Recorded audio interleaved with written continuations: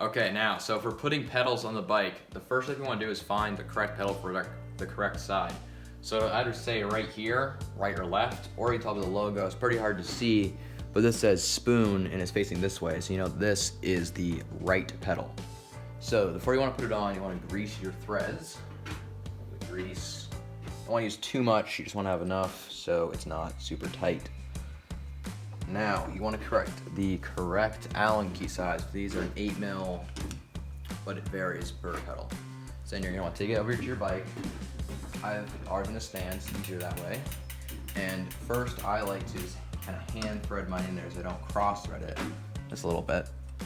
Just like that, just in there, but not super. And then you take your Allen key on the other side, like so. And then you just tighten away. And you always want to tighten towards the front of the bike. And then they should just go in nice and easy like that. And you don't want to make the pedals super tight, but you want to make them just hand tight, just like this. And just crank a little bit.